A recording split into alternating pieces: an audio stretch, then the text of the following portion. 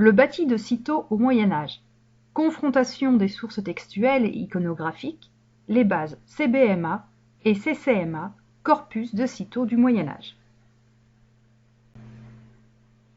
Cette communication est le fruit de ma double expérience, d'une part en tant qu'ingénieur d'études pour le projet CBMA, corpus de la Bourgogne du Moyen Âge, depuis 2008. D'autre part, cette communication est basée sur mes recherches doctorales. Ma thèse, intitulée Archives et bibliothèques à Cîteaux, entreprise d'écriture du XIIe siècle jusqu'au début du XVIe siècle, a été soutenue le 7 décembre 2019 sous la direction de Daniel Russo et Eliana Magnani. Le but premier de ces recherches était de faire l'étude des savoir-faire archivistiques et des pratiques bibliothéconomiques à l'abbaye de Cîteaux sur tout le Moyen Âge. J'ai donc considéré la chaîne de traitement des documents, depuis leur création, en passant par leur archivage, leur conservation et restauration, leur utilisation et réutilisation, jusqu'à leur disparition, voire leur destruction. Chaque source a été considérée aussi bien pour son contenu informatif que pour son aspect matériel, en analysant les matériaux et les techniques employées. Pour cette thèse, j'ai réuni un vaste corpus, constitué de documents médiévaux, modernes et révolutionnaires. Parmi les documents médiévaux se trouvent près de 6300 chartes, originaux et copies, plusieurs dizaines de cartulaires, plusieurs dizaines de terriers, registres d'ammodiation, des pièces de procédure, des registres de comptes, un catalogue de manuscrits et 2 livres de privilèges.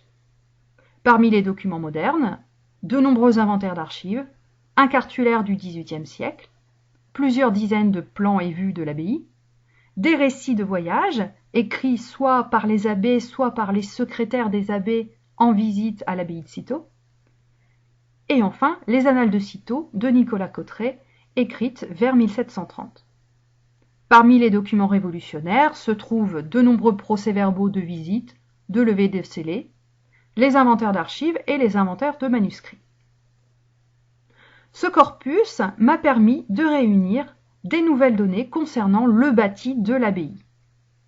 En particulier, ces données ont été récoltées à travers les feuillets des nombreux registres de comptes, des très nombreux documents écrits sous l'abbatiat de Jean de Siret à la fin du XVe siècle, comme le catalogue des manuscrits, ou alors les préfaces des cartulaires et du livre des privilèges.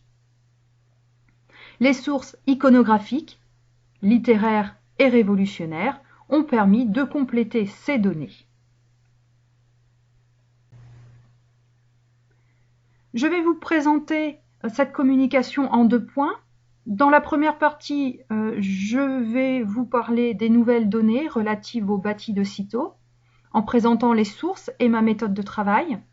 Et dans la deuxième partie, je vais me focaliser sur les bases de données CBMA et CCMA, et je vais montrer en quoi l'intégration de ces nouvelles données m'ont permis de réfléchir à mon propre travail. Premièrement, données, sources et méthodologie. Comment est-ce que j'ai travaillé ? J'ai confronté les nouvelles données textuelles que j'ai acquises aux documents iconographiques et aux données archéologiques acquises lors de quelques fouilles et sondages réalisés à l'abbaye. Ces données sont donc datées du Moyen Âge jusqu'à nos jours puisqu'elles comprennent également les bâtiments encore en élévation. J'ai donc, avec l'aide de Marion Fouché, déconstruit l'abbaye moderne, déconstruit l'abbaye du XVIIIe siècle, du XVIIe siècle, du XVIe, pour retrouver l'abbaye médiévale, et en particulier celle de la fin du Moyen Âge, pour laquelle j'ai récolté le plus d'informations. Je me suis concentrée sur le carré claustral pour restituer un plan de l'abbaye à la fin du XVe siècle. Alors ce plan, il est parti également des travaux précédents effectués par Éric Palot, architecte des monuments historiques en 1998, puis par Marion Fouché, qui est l'auteur d'une thèse sur l'économie de la pierre en Bourgogne.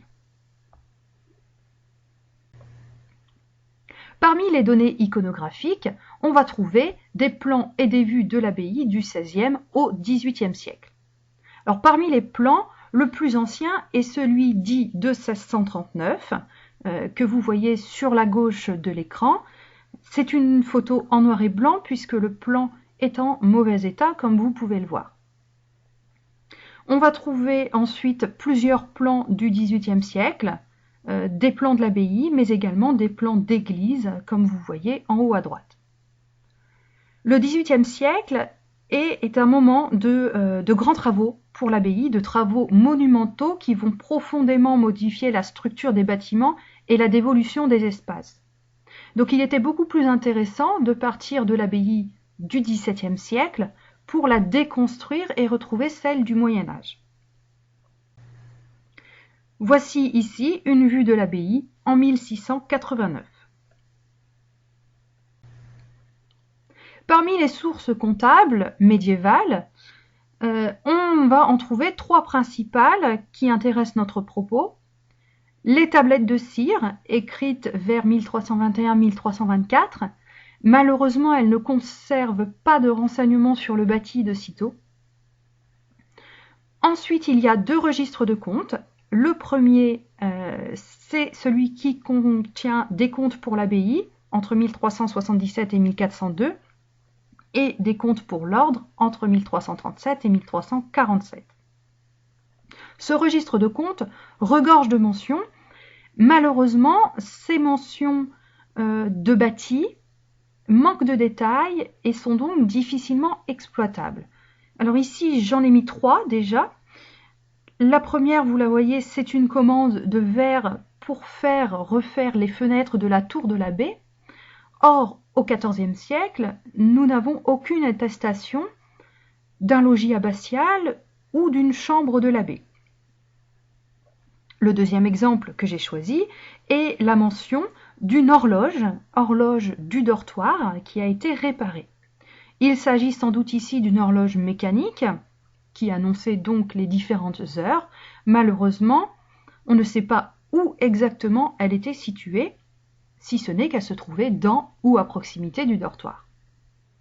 Le troisième exemple est intéressant puisqu'il s'agit de travaux effectués sur des stabulae, peut-être les étables, afin de préparer la venue des abbés pour le chapitre général.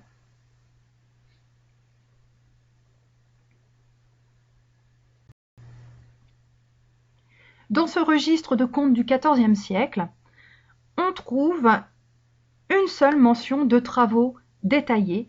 Ce sont ceux qui concernent les travaux effectués sur la cuisine entre 1383 et 1384. Il s'agit sans doute de la cuisine du carré claustral, pour lesquels de gros travaux ont été effectués. Des travaux sur les murs, des travaux de couverture, des travaux sur les portes, sur les fenêtres. Néanmoins, on ne connaît pas la raison de ces ouvrages. Le deuxième registre de comptes est celui établi à la fin du Moyen Âge, entre 1489 et 1493. On y trouve également des mentions intéressantes, par exemple celle que je vous ai sélectionnée, comme la première mention qui concerne les lits du dortoir et les sièges de la salle du chapitre, qui ont été réparés. Le deuxième exemple est celui du blanchiment de l'église, réalisé par le convers Philibertus, secondé par un ouvrier également prénommé Philibertus. Et enfin, le troisième exemple, il est intéressant et il est à mettre en parallèle avec la mention de l'horloge dans le registre précédent, puisqu'ici on nous indique que Lienendus Buffet de Beaune a été rémunéré pour avoir dirigé un cérémonial au moment de l'Annonciation, et ce cérémonial a été effectué dans l'église, du côté du dortoir, près de l'horloge. Les sources révolutionnaires sont intéressantes parce qu'elles évoquent notamment le trésor, qui n'est jamais évoqué dans les sources médiévales. Je vous ai mis ici quelques exemples tirés d'un procès-verbal contenant un rapport sur une tentative de vol survenue dans le trésor au mois de septembre 1790. On y apprend donc qu'une tentative de vol a été commise dans la salle du trésor et que pour tenter de pénétrer dans cette salle qui était fermée à clé, quelqu'un a donné des coups sur la voûte pour y faire un trou. Lorsque les commissaires révolutionnaires sont arrivés et ont constaté le trou, ils disent s'être transportés sur la voûte du trésor et qu'ils y ont trouvé à cet endroit un jeune religieux qui se promenait.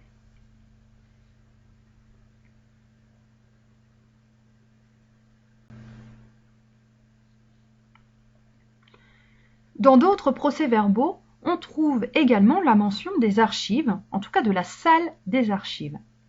On nous explique que cette salle des archives, elle joint la salle du trésor. On nous dit également que les archives sont dans le dortoir et fermées à 2 portes. Alors, que retenir de ces documents révolutionnaires? À cette époque, le trésor était une pièce voûtée, située à l'étage, constituée de plusieurs alcôves ou petites pièces qui fermaient par des portes. Les archives étaient conservées dans une salle attenante au trésor. Un ou plusieurs accès ouvraient sur le dortoir. Ces 2 dépôts se trouvaient donc en haut de l'escalier de nuit, entre l'église et le dortoir. Un autre document révolutionnaire nous parle de la salle capitulaire, la salle du chapitre. On nous dit donc qu'elle était attenante au cloître, mais surtout qu'elle était en pente douce d'environ 2 pieds jusqu'au milieu de la salle.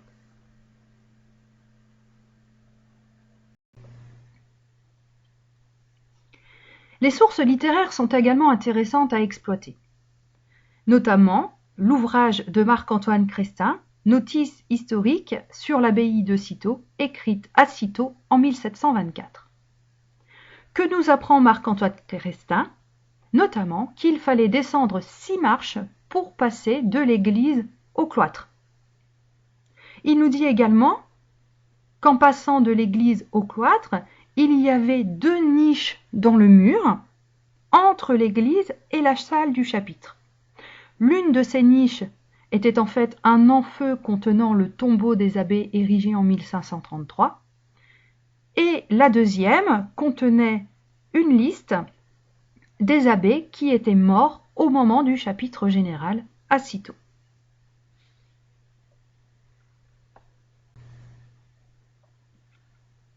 Un point sur les données archéologiques.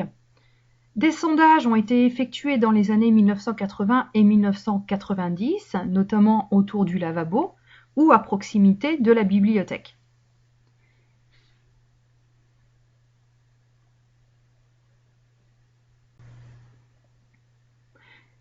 Les fouilles qui ont donné le plus de résultats sont celles qui ont été effectuées entre 1959 et 1966 par le frère Marcel Lebeau, aidé des moines.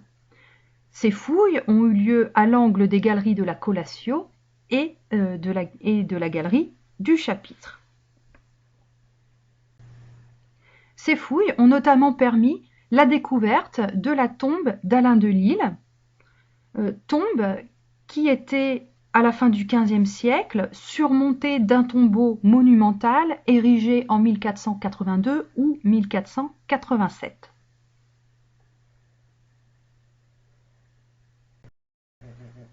Que faire de toutes ces données? Comme je l'ai indiqué plus haut, j'ai proposé une restitution des espaces à la fin du XVe siècle. Sur ce plan, on voit donc apparaître les 6 marches d'escalier entre l'église et le cloître.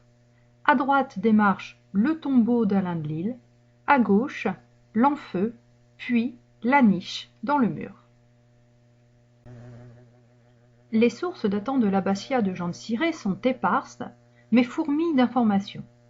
Des informations par exemple sur les archives. Dans la préface du cartulaire de Jean de Cirey, les archives sont appelées cartularii, peut-être chartriers. Elles se trouvent à l'étage, à proximité ou dans le dortoir et possèdent au moins une porte. Dans un autre manuscrit, Jean de Cirey nous indique que des archives de l'ordre étaient conservées dans un coffre spécifique qui fermait à clé. Ce coffre était situé près de la bourserie ou près de la chartrerie du dortoir. Ainsi, déjà à la fin du Moyen Âge, les archives occupaient l'une des petites pièces situées à l'étage entre l'église et le dortoir. Une autre de ces petites pièces était dévolue à la bourserie. Néanmoins, pas de mention du trésor au Moyen Âge. Le catalogue des manuscrits, que Jean de Cirey a fait rédiger entre 1480 et 1482, est une source de premier ordre pour la connaissance du bâti. Ce catalogue apporte extrêmement de détails sur les manuscrits, sur leur contenu, sur leur matérialité, mais également des connaissances sur la disposition des espaces et sur la disposition des manuscrits au sein de ces espaces. Les manuscrits sont listés suivant les lieux de stockage. Ces lieux de stockage sont différents en fonction de l'usage que les moines faisaient des volumes. Voici la liste des sections principales du catalogue. D'abord, on nous apprend qu'il existait une librairie de dortoir. Ensuite, suivent les manuscrits conservés dans le chœur, dans l'église, dans le cloître, dans le cabinet de travail de l'abbé, dans la chambre de l'abbé. On retrouve des livres probablement situés dans l'église, les missels, les livres sous la surveillance du chantre. Ensuite, on trouve les livres du noviciat, ceux de l'infirmerie, ceux de la scola, et enfin, on termine par 2 rubriques contenant une liste de livres conservés en dehors de l'abbaye, dans le cabinet de travail de l'abbé au château de Gilly, et à Dijon, dans la maison appelée Petit Cîteaux. Grâce à ce catalogue, nous avons proposé, avec Marion Fouché, une restitution des lieux de stockage, et nous avons matérialisé les manuscrits sur le plan de l'abbaye à la fin du XVe siècle. On voit donc que les livres étaient disséminés à travers l'abbaye, les livres dans l'église, dans la salle du chapitre, dans les galeries du cloître, le noviciat, l'infirmerie. La librairie du dortoir contenait 508 ouvrages disposés sur 6 meubles à pupitre, 3 armoires et 2 coffres. Les meubles étaient des meubles bifaces, une face regardait du côté du dortoir et une autre du côté du réfectoire. Où se trouvait donc cette librairie du dortoir? Le seul espace qui correspond, qui se trouve entre le dortoir et le réfectoire, est le chauffoir. Le catalogue nous apprend également qu'un escalier se trouvait dans cette librairie du dortoir. Il y avait donc au-dessus du chauffoir une pièce à l'étage. Les meubles comprennent également un plan incliné et 2 étagères. L'une des étagères se trouve en haut, l'autre en bas. Nous proposons donc, avec Marion Fouché, de restituer cet espace et les meubles qui s'y trouvaient. Les meubles à pupitre ont été placés vers les fenêtres pour pouvoir bénéficier de la lumière. Les 3 armoires ont été placées sur le mur aveugle. Nous avons proposé de restituer l'escalier contre le mur du dortoir. J'en viens maintenant à ma deuxième partie concernant les bases de données CBMA et CCMA. La base de données CBMA contient notamment les chartes du XIIe siècle de Cîteaux entièrement transcrites.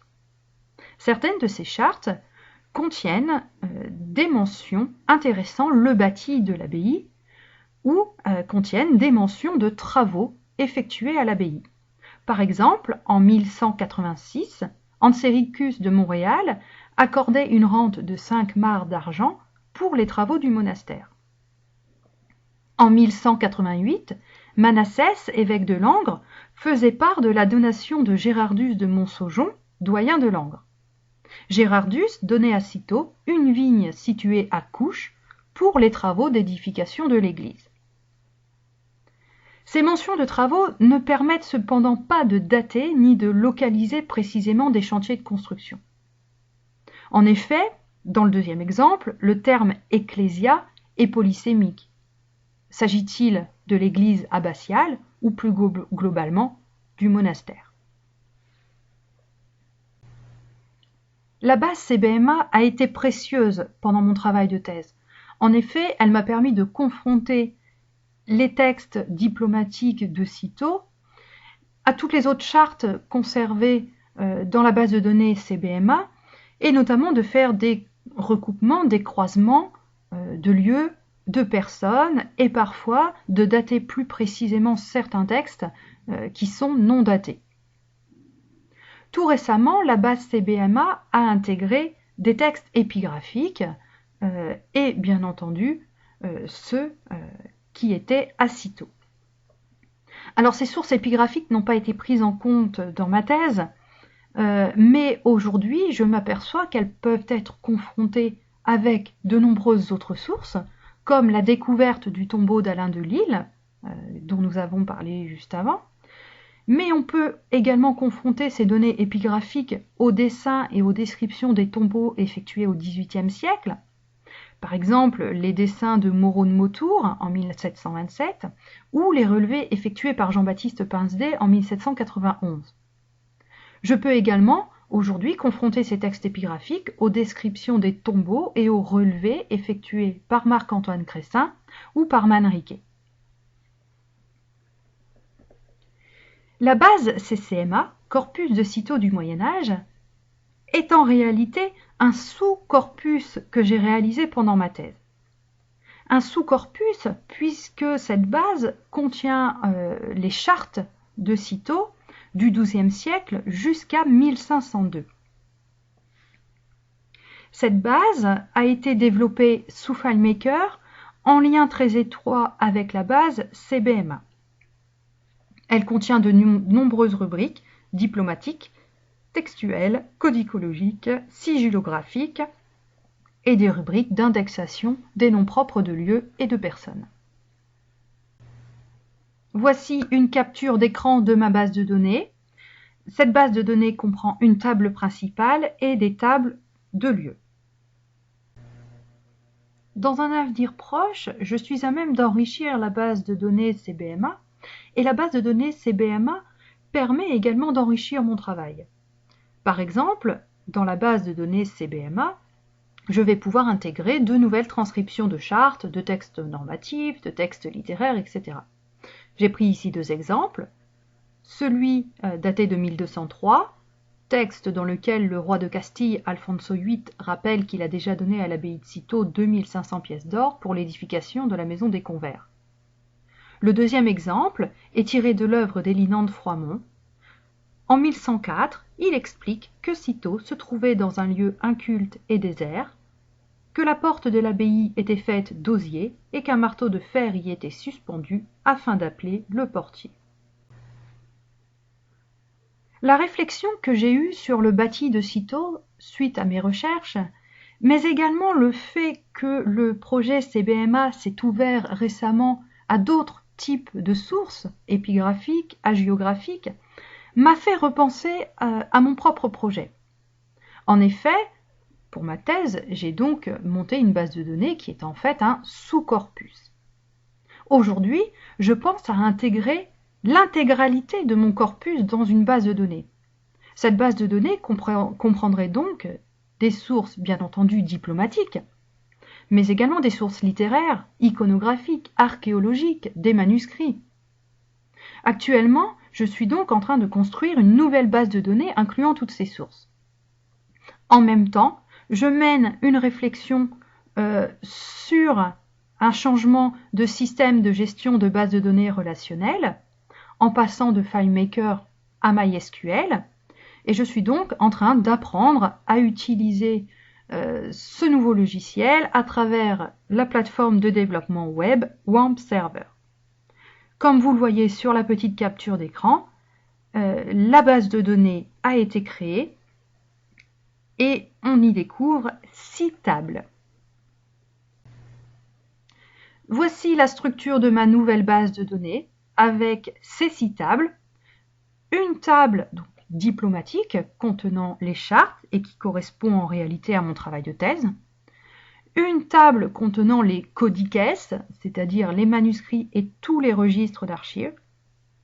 Une table autres sources comprenant les sources iconographiques, littéraires, normatives et les données archéologiques. Une table personnes et auteurs. Une table lieux et enfin la table épigraphie. J'ai matérialisé sur ce schéma les liens qui existent entre toutes les tables.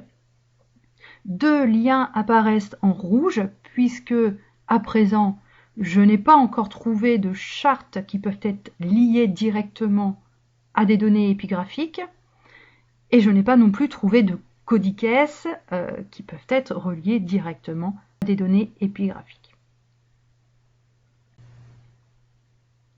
Voici donc une capture d'écran de la table épigraphie. Cette table épigraphie a pu être mise en place grâce aux données apportées par la base CBMA et les métadonnées ont été conservées telles quelles. J'ai seulement ajouté un lien vers des images, par exemple ici, cette gravure tirée de l'œuvre d'Ernest Petit, Histoire des ducs de Bourgogne, et qui représente le tombeau d'Hugues III, duc de Bourgogne, décédé en 1192. Voici ici une capture d'écran de la table Autres sources pour laquelle j'ai commencé à intégrer les données archéologiques, notamment les données issues des fouilles à l'abbaye de Cîteaux, mais j'ai également créé des fiches pour les bâtiments encore en élévation. Et sur le cliché, vous avez en photo le définitoire bâti à la fin du XVIIe siècle.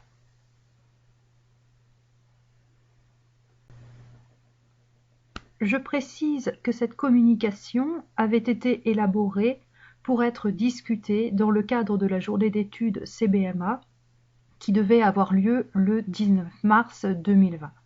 En raison de la situation complexe que nous vivons, cette journée a été annulée. Néanmoins, je reste à votre disposition pour pouvoir discuter de mon travail en cours sur la base de données CCMA. Je vous remercie.